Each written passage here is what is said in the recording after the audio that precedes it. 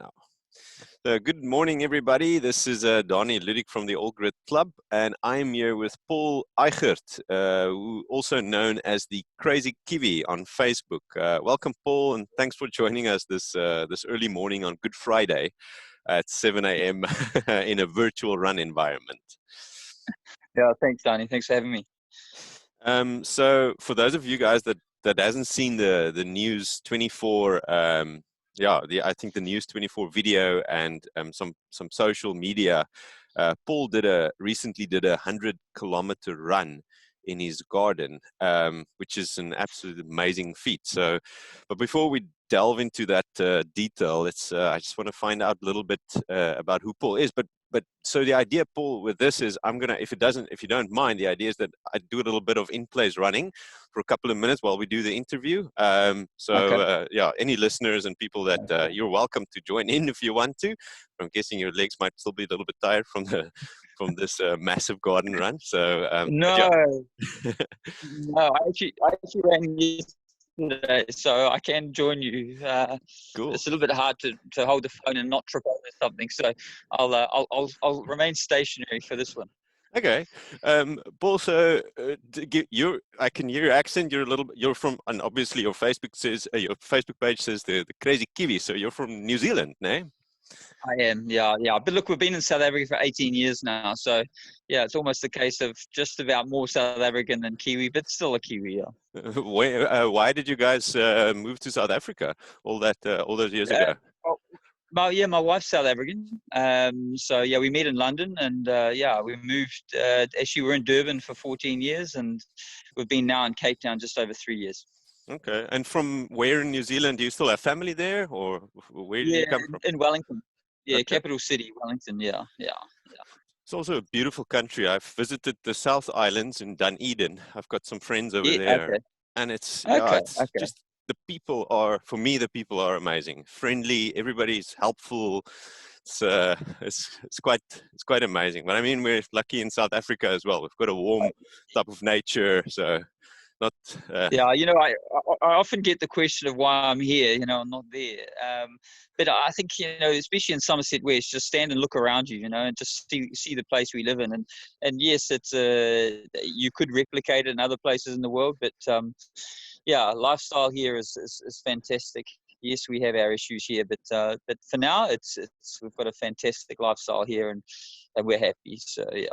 That's cool. And tell me, business-wise, what do you guys do here? And do you work here in Somerset West? Yeah, no, I manage a private trust, and my wife's a teacher. Okay, cool.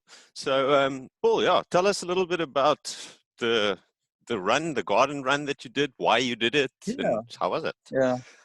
Well, it started out actually at the beginning of the week because I was, earlier last week it was still an unknown. Really, some people say, yeah, you could go out and run. No, you couldn't go outside your property and run. So, and then there was a bit more clarity on the Monday. So on the Tuesday, I thought, you know what, let's just go and see how far I can run around in the yard. And so on the Tuesday morning, I ran a half marathon around the yard and thought, whoa, that's quite cool.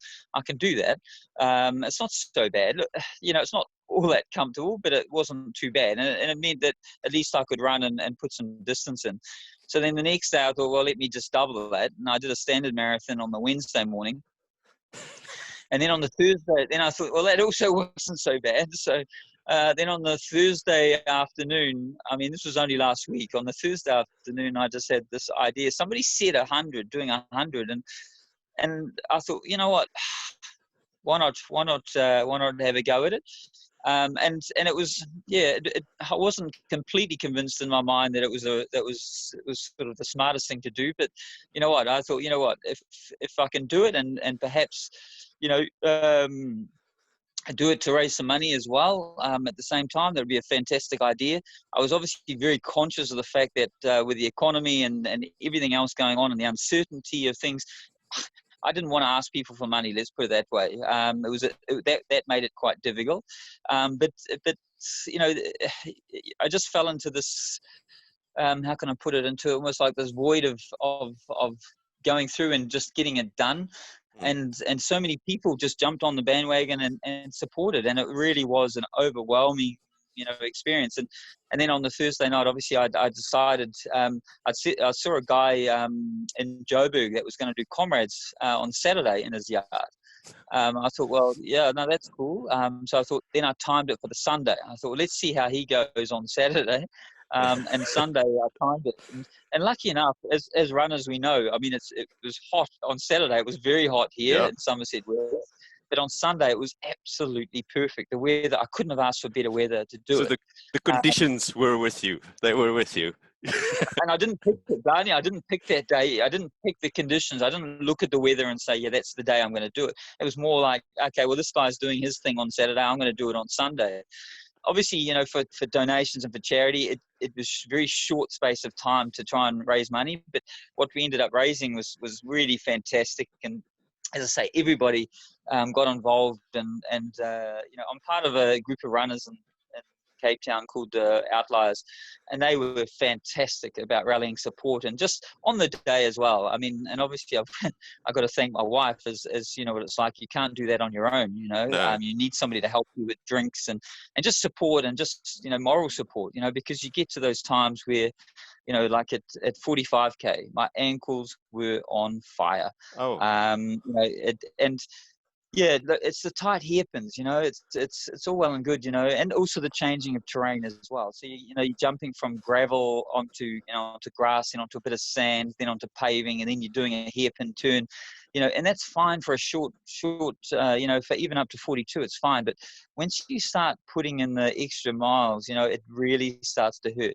And at 45, I mean, my right ankle was on fire, and I really didn't quite know what to do about it. I just knew that I wasn't going to give up. And it took about 10k for the thing to settle down. I did take one Miprodol just to settle everything, but I think it more settled my nerves. But look, I'm patient enough as well, and I knew, just hang in there. So that's what I did. I allowed my body to dictate the speed that I was running at, and I just allowed myself to get through it. And after 10k at 55, things came right again. And then 55 through to 100, there was discomfort, but not agony, which I'd gone through, in that 10k phase. So, yeah, it was a very interesting run. And it's just amazing how the mind, as long as you can keep the mind in control of it, you will get through. And also something that I learned when I did the 42 was that don't think too far ahead. So you're always thinking in 5k blocks. Don't think, if you get to 35k or 40k or even 45 when I was getting sore, and you think about 100k, it just looks like a long way away. And that I was just thinking in 5k. So every 5k, every 5k I'd think about the next 5k, and then the next 5k. I wouldn't think any further ahead of that. And only when I got into the 80s did I start thinking about 100. So you're playing mind games with yourself. Let's just say it certainly wasn't easy. But it definitely was, when we talk about, ultra running being 60% in the head, that definitely was 60%, probably maybe a little bit more on the day, but yeah, but again, look, at the end of the day, we're all runners. It's amazing what you can do. Some of us think that 100k, it sounds like a hell of a long way, and yes, it is. But you know what? It's amazing what you can put your body through when you really want to, and you've got a goal, and obviously to help the kids, the kids with cancer, with CHOC, and just the other thing which people probably don't really realize is that the inspiration, the impact that run had on people's lives. And I'm not talking about just runners now, but other people, messages that I've had, phone calls that I've had, of people just saying, hey, I went out and did this, and I went out and did this because of your run. And those sort of messages, I mean, it just means everything, So, yeah, it was that was the bigger picture, There was a lot more to it, and somebody said to me, you've kick-started something, and I know there's a lot of other guys now that are doing things, and I would say over Easter as well now, you're going to find a lot of guys are running 2 oceans in their yards and all that sort of thing. So, yeah, which is fantastic. But yeah, it's just really nice to feel like you've actually made a difference in people's lives, and you've, in a very negative time, it's easy to remain negative, but to do something which is a little bit positive, and to get that response from people that they are inspired by it, and that that they're making change, for themselves, and trying to be positive. And look, obviously, yeah, with another 2 weeks added to this shutdown, we'll have to start thinking about something else. Maybe, there's talk of me going for 100 miles. Maybe 100 I miler. will. I'm not. I'm Excellent. not. I'm not sure yet, but it's possible. But look, you know what? If I can get a corporate to maybe back me on that one, for CHOC, then I might have a go at it. But at this stage, it's not planned. But let's just say, just watch the space. It could happen. It could happen. I'm So super yeah. proud. I'm super proud to have somebody like you in our neighborhood that No, thank you. that doesn't. I mean, that doesn't make this lockdown situation. Well, not everybody, generalizing unnecessarily there, but it seems like a lot of Mm, people I speak to makes this very personal. Oh, it's horrible. I got to mm, stay in home, and this is so mm, mm. bad. And I mean, we just have to stay home. I Yeah. feel sorry for, Yeah. there's real Yeah. problems out there, like the ones you highlighted, Yes. kids with cancer. I've Yes. got 2 small Yeah. kids, and I Yeah. can't imagine that challenge. That is Yes. for, people that goes through that. So for me, Yes. Yes. what you did and the example that you set for our neighborhood is absolutely amazing, and I want to congratulate you and commend you on that. But there's No, one thanks, thing man. that you highlighted also that I think we can Mm, actually take away from for this for this COVID-19 situation is that don't think mm. about the next 2 weeks in one stretch. Don't think about the Yes. next whatever, extrapolate and look at that as a problem. Yes. Just worry about one Yes. day. What am I going to do today? Yes. What can I Yes. do with my Yes. kids today? It's Yes. things like that. So Yeah. in Yes. Afrikaans, we have Yes. this saying said, "Hoe eet jy 'n olifant? How do you eat an elephant? It's little by bites by bites," right? Bye. Yes. Yeah, so we break a problem into smaller pieces, smaller chunks, like you did the 100 miler. So that was one thing that struck me now there with what you said. The other thing is, can people still donate to CHOC? Is this donation still They can. open? Yes. Can you still? 100%. 100%. And it does stay open for, I think it's 14 days after the run. So, and perhaps, if I do go for the 100 miler, then it might be, we might leave it open a little bit longer. But yeah, look, to me, if people want to go onto on Facebook, it is under the Crazy Kiwi, the link to CHOC.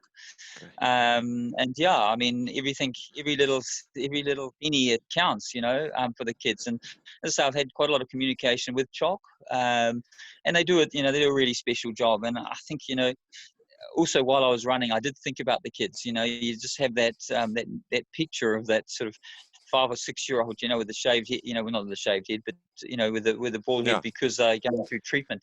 It's things like that really move, that move you. And as I say, I was just fortunate enough to raise, a nice sum of cash for them, and obviously they're very appreciative, especially at this time, because I mean, what it will be like now for charities. Yeah. It's going to be very difficult for them to raise funds. But yeah, it's also nice to know that I've inspired a number of people to actually do initiatives for other charities, for all charities, Yeah. and it's just amazing, the generosity of people in these times, to give. Number one, it's not a nice time to ask, and also it's not an ideal time to give either, so it comes with its complications, in that respect. So, but yeah, I mean, it's just great. And as you say, I mean, it's just good for people to actually start thinking about, don't think about the negative. Get outside. There's Mm. things you can do. There's exercise. Even if you're not a runner, walk Mm. around your yard. Do something else. There's so many online sessions you can do. There's Oh so yeah. much you can do.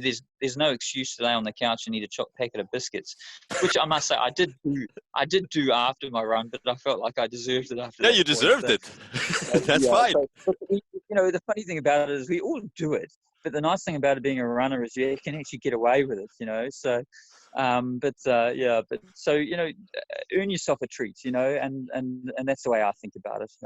So yeah, but That's Yeah, amazing. it's been a whirlwind last week, especially over the weekend, with the run and that, and funnily enough, my body actually came out all right, and I actually went for a run yesterday, Yeah. around my garden, of course, and yeah, after 3 days rest, to be able to run again was fantastic. Yes, it was nice to actually run. So my Well, right foot was a little bit sore, but otherwise I was fine. I want to ask you something about two questions. So, one is, did you Yes. listen to any music, and the other is, how did Yeah. your grass come out? Did you plant some stuff on your grass? Because I want to do the 2 Oceans tomorrow, the ultra. But Okay. this the first thing, Okay. was very disappointed This is because my wife highlighted one thing and not, oh, that's amazing. She said, what are you going to do about our grass? I felt very yeah, no, demotivated about that. So I want to ask your advice. yeah, no, yeah. Okay, well, I'm going to answer number two first, and that's no. The grass is gone. But that's the irony of this whole thing. As I say, I didn't choose Sunday for the weather, but Sunday was obviously cold, well, fairly cool.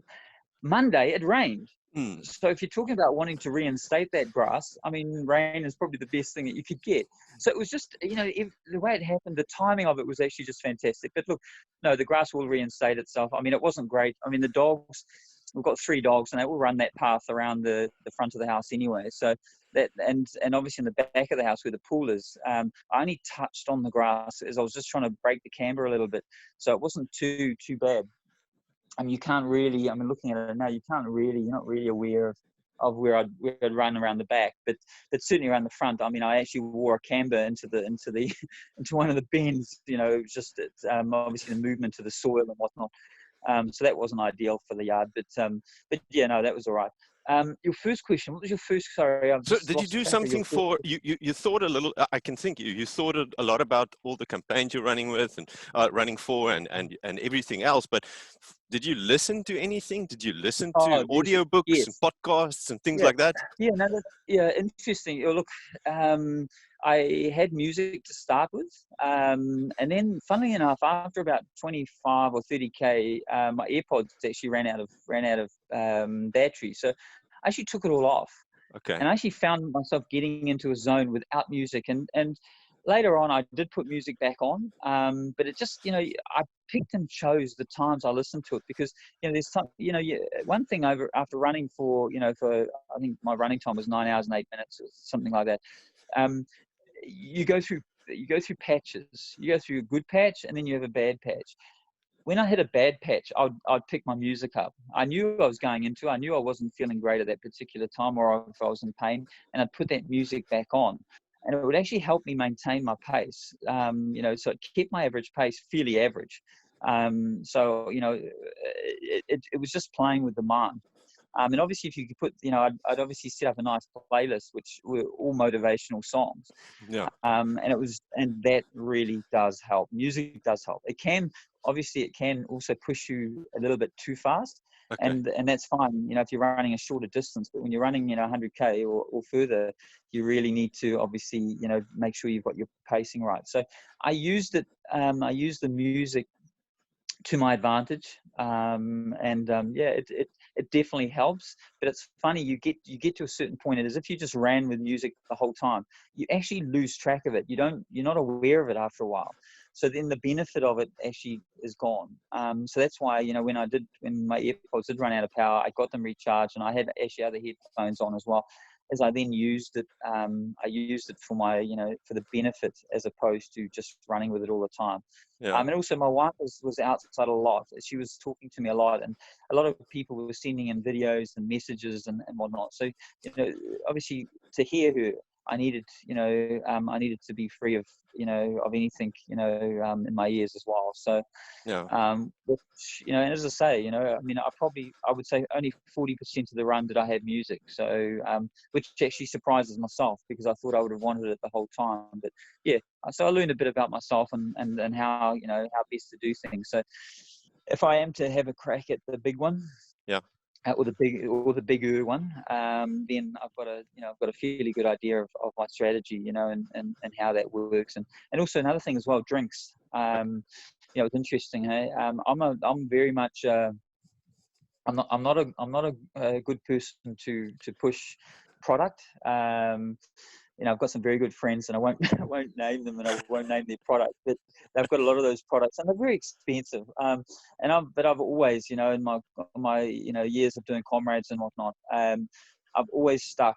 Well, actually, not always. The first few comrades I did, I was using product goos and all that sort of stuff, and I always found that it churned my stomach. And I went on to Coke and water, just a mix of 40% Coke and the rest water. Yeah. And I found that worked perfectly for me. I stopped getting nauseous, and on Sunday, that was all I drank. Pretty much was Coke and water. I did have a little bit of Lucozade just to break it up, and I had to rehydrate halfway through. But other than that, it's Coke and water. It has that effect. And I actually watched a podcast with one of the top ultra marathons in the world. Yeah. And he actually said, and they asked him, what do you have? And he says, no, I just stick to sugar, water, and salt. That's all I have. And I said, but what about all this other product? No, that's what I have. He says, you know what? Sweets are as good as the product. I mean, it's all sugar. And it was just interesting to hear that, because pretty much that's how I operate. I just keep it natural. Yeah. I did have a few bites of potato and some banana bread on the route, which I think that worked for me.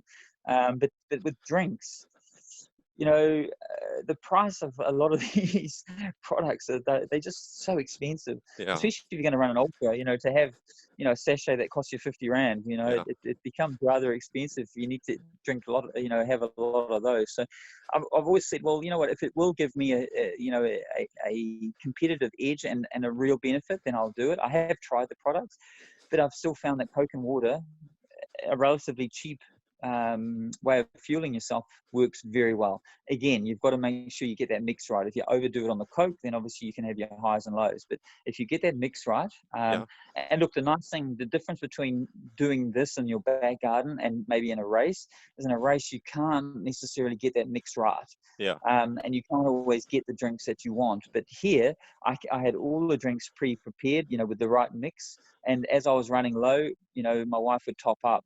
So, that really helped.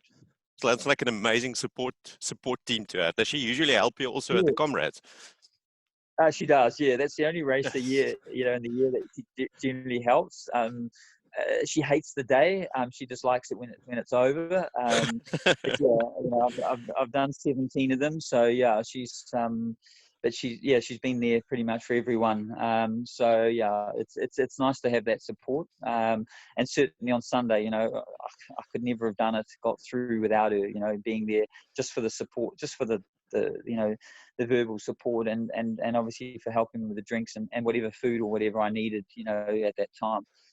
Because it does, obviously you do have those moments of wondering, your mind starts to wander, and it's good to have that person there. Paul, before I ask you to show us this route, I have one more question about the pace. So tomorrow I'm going to start at 6. I'm going to go for the 56. I was thinking about increasing it to 58 to adjust for the incline, because I don't have an incline here. So, but what can you give me advice about the type of pace that you, or any of the listeners as well that wants to attempt a longer garden run? What pace did you manage? Yeah, good question. Interestingly, just on distance, my route is measured at 140 meters, and it's actually just slightly, with a wheel, it's just slightly over that. I think it was 143 meters. Okay, that's the total loop. All right, so it's basically 70k one way, and then you turn 70 meters one way, and then 70 meters coming back the other way. We did obviously on Garmin I hit 100. And then we did a manual calculation using flybys. And interestingly, it actually worked out that I'd done 104.55 kilometers based on the amount of laps. So you work out your laps by your meterage. And then it worked out to be 105.55. But it was well over. So just so you know, if you're using Garmin, the GPS, you're generally running further than you think you are. Okay. And I heard one story where one guy was running 42k, and it actually he'd measured his laps and he'd counted his laps separately, but on his Garmin it said 42, and his actual sorry, wait on, I've got to get this right. His Garmin said 37, but he had actually run 42. So that was, it's just interesting. So whatever you do, you could, in theory, by your Garmin, you could run 54 and you've probably hit 56. Okay. I don't rely on that, of course, but I would say, as long as you're going 56 and your Garmin's picking it up, picking up your signal. Look, that was one thing I had a problem with, which you probably won't encounter, for 56, but at 75k, my watch suddenly started to say battery low. Yeah. Now that was a bit of a freak moment, because it was like, what do I do now?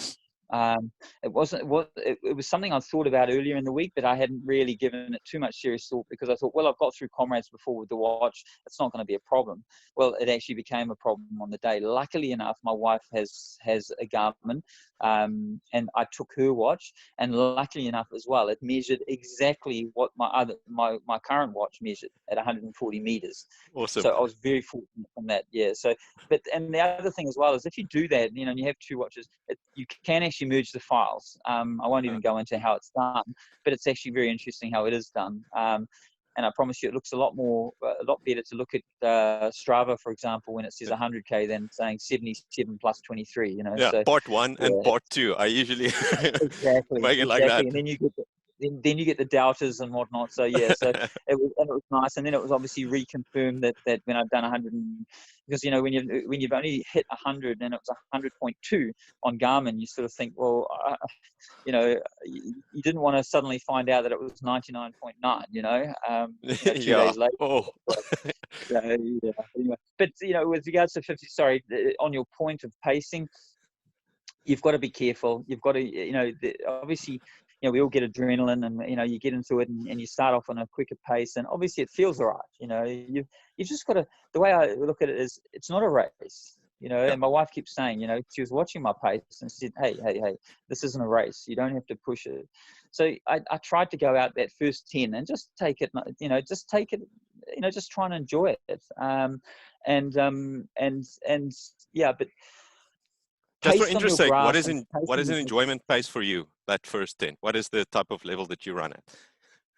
Yeah, it's a difficult one, because my average pace was 5:29 over the whole run. Oh, okay, you are in another league. That's 5 minutes. Okay, 5:29 seconds minutes per K. Yes. Awesome. Okay, so that was 9:08 running time. Yeah.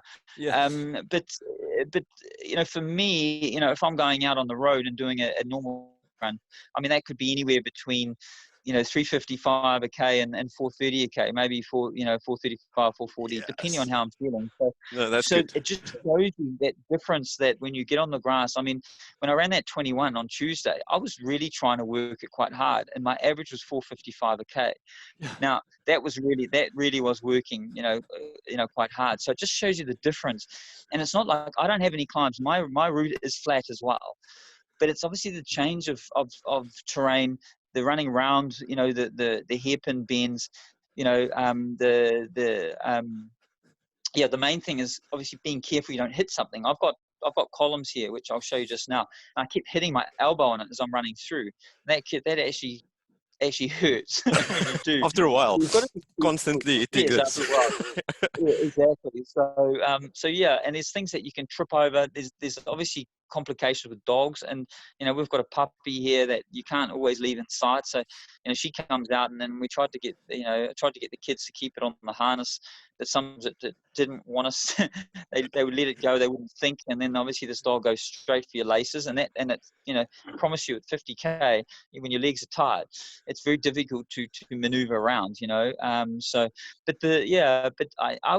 was probably also something quite good that kept my mind off what was going on, was actually watching my pace, and having your but don't focus on your current speed. Focus on your average. Keep an eye on your average. Okay. And that's pretty much, look, I do that in a race as well, a normal race outside.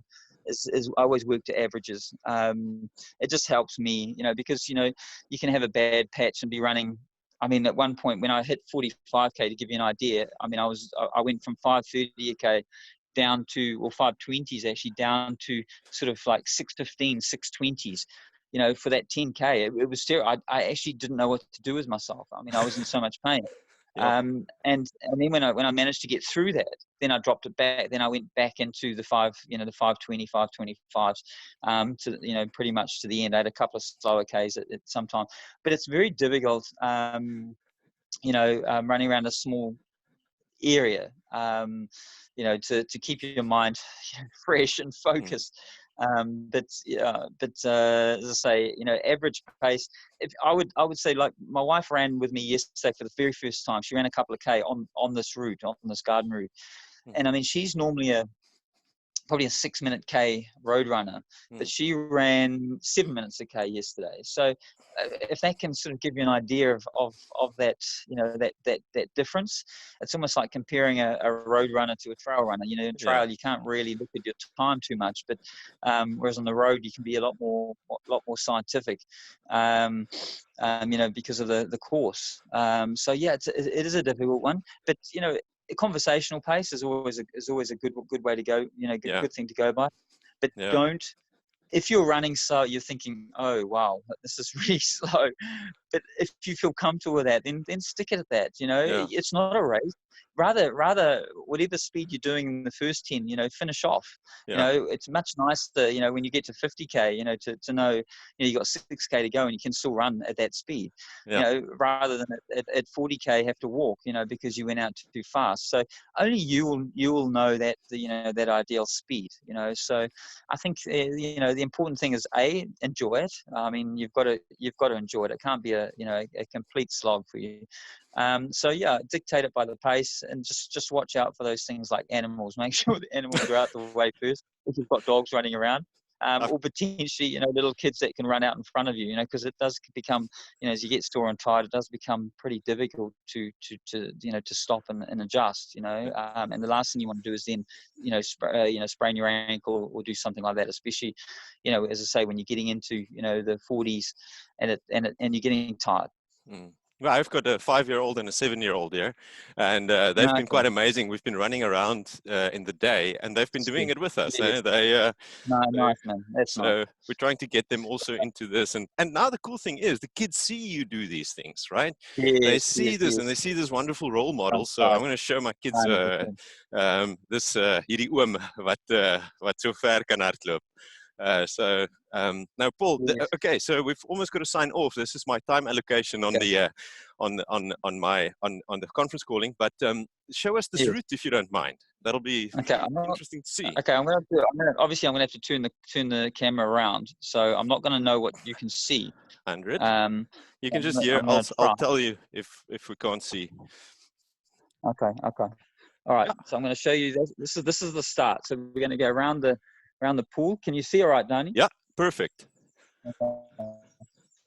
So we're going around the pool. This is probably the part that actually hurt me the most on my right foot, was coming around here. This is a little bit off camber. I've actually compressed the paving a little bit as well, just through the time. Is my drink here? That was where all my drinks were. Okay, the drink station.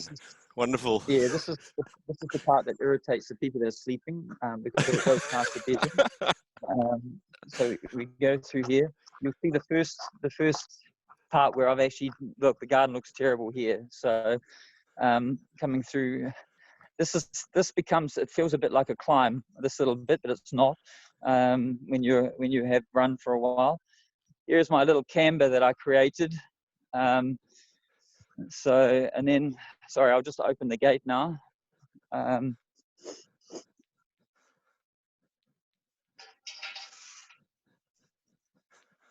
Okay, so, and this little step was a little bit of a worry coming up here. Yeah. But I did find it okay. I didn't trip there. And then the this is the other hairpin where we turn. Lawrenceford Road there, just to give you an idea roughly where we are. Okay. Sort of there. Okay, so we go around there, and then you can see I've sort of run. You can see my path through here. Yeah. Big through here. Try not to clip the gate on the way through.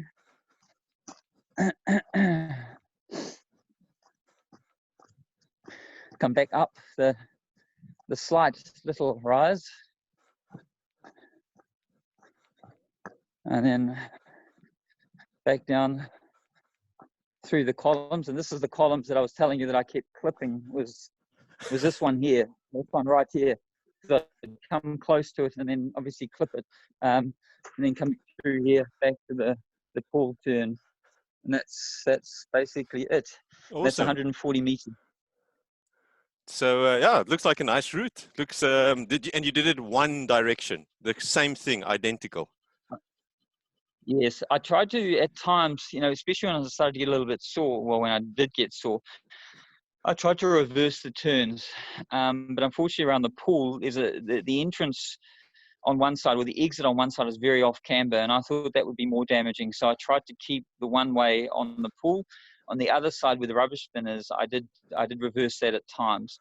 Okay. But what happened as well is that you get into this mind, your mind just gets sort of totally sort of focused, and I'd get around it sometimes, I think, oh, I'm supposed to go the other way around, and then you'd get to it again, you go, oh, and then you keep doing the same thing, and you had to very consciously change your thinking to actually change your route, because it just it becomes so ingrained in your head that it's almost it becomes automatic.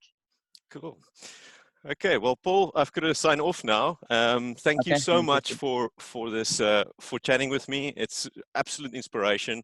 I think not just for what you did, the physical feat, but also the cause, what you did. And I'm going to get I'll Facebook message you and get some details about the CHOC Foundation.